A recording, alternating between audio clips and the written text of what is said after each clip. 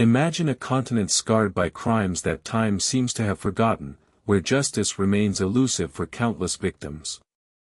From the bustling city streets to the desolate landscapes, a dark history of unsolved mysteries continues to haunt Africa. This is a journey into the heart of these chilling cases, where we will explore the stories of those who were lost.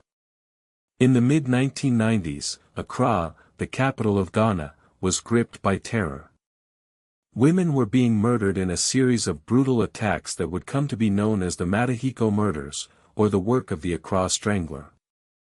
Over the course of 7 years, more than 30 women, primarily food sellers and sex workers, were found strangled in and around the city, particularly in the Matahiko and Dansoman suburbs. The crimes shared a horrifying pattern.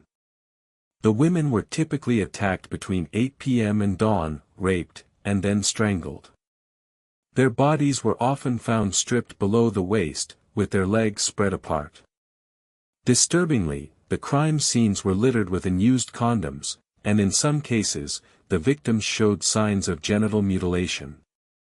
Empty syringes were also found, and needle pricks on the victims suggested attempted blood draws. For years, the Accra Strangler eluded capture, sowing fear and panic throughout the city. Markets shut down, and residents lived in constant dread. The police investigation was hampered by a lack of resources and forensic expertise. The vast distance between Accra and Kumasi, roughly 100 kilometers, initially led investigators to dismiss any connection between the murders in the two cities. But in 2000, a breakthrough finally came. A witness recognized Charles Ebo Kwanzaa, a man with a prior conviction for rape, near one of the crime scenes. Kwanzaa was arrested and eventually confessed to more than 20 of the murders. His motive was as chilling as the crimes themselves. He injected victims with insulin, he said, stolen from local hospitals, to induce hypoglycemia, mimicking death. He then collected their blood in vials, believing it would give him power through ritualistic juju practices. He scattered condoms to mislead the police, hoping they would think multiple people committed the crimes.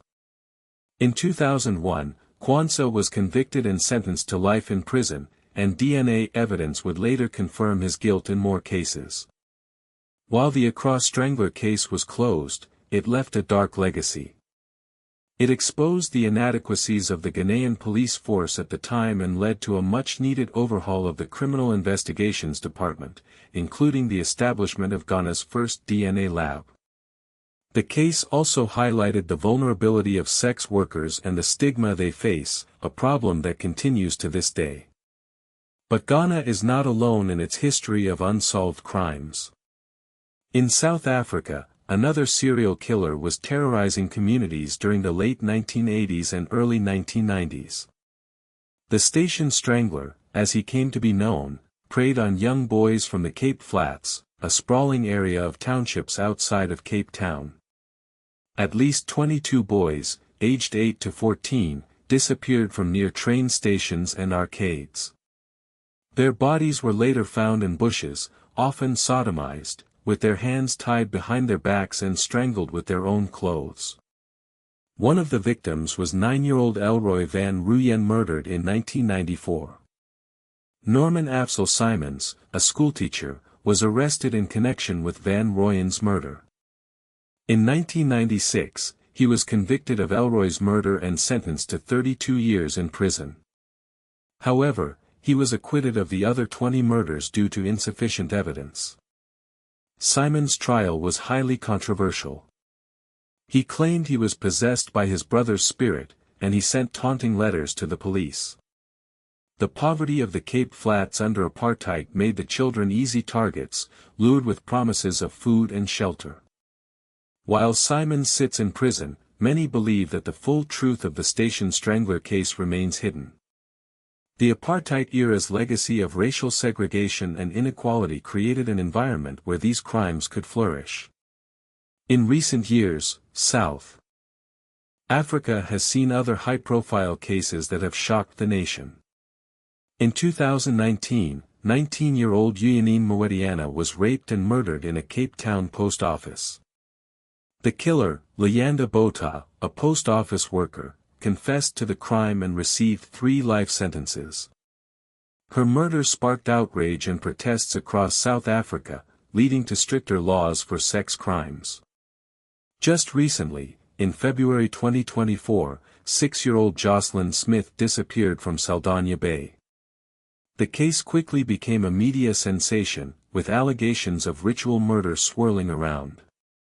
Jocelyn was allegedly sold to a sangoma, a traditional healer, for muti, or traditional medicine.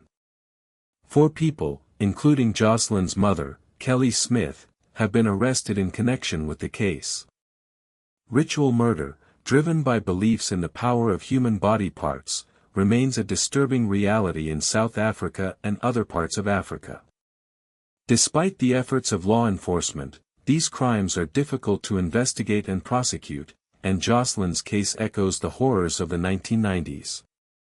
These cases, while distinct, share some disturbing similarities. In the Accra Strangler case, the syringes used to inject the victims were traced to thefts from Accra Central Hospital.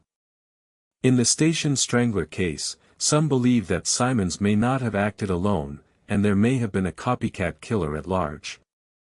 In the Uyinene case, Botha was able to move the body undetected for 9 days despite the presence of CCTV cameras. The Accra Strangler case led to significant reforms in the Ghanaian police force, including the establishment of a DNA lab. The Station Strangler trial set a precedent for psychological profiling in South African courts. Uyinene's murder led to stricter laws for sex crimes. Despite these advances, crime rates remain high in many parts of Africa. South Africa has one of the highest murder rates in the world. Ritual murder cases are on the rise. And in Ghana, strangulation rapes are also increasing. These cases have sparked public outrage and demands for justice. The campaign in South Africa is a direct response to the possibility of Norman Simons being released from prison. The cases discussed in this video are not just isolated incidents. They are symptoms of deeper societal problems, including poverty, inequality, and a lack of resources for law enforcement. There have also been controversies and attempts to suppress the truth in some of these cases. In the Accra Strangler case, police initially downplayed Kwanzaa's local ties to protect tourism. And in the Station Strangler case, files were lost during the apartheid era, raising suspicions of a cover-up. These crimes continue to haunt the continent, reminding us of the importance of justice, accountability, and the need to address the root causes of crime. The legacy of these unsolved mysteries serves as a stark reminder of the challenges that Africa faces in its pursuit of justice and equality. These cases urge us to confront the uncomfortable truths of our past and present, and to work towards a future where such atrocities are never repeated. What can be done to bring closure to the victims and their families?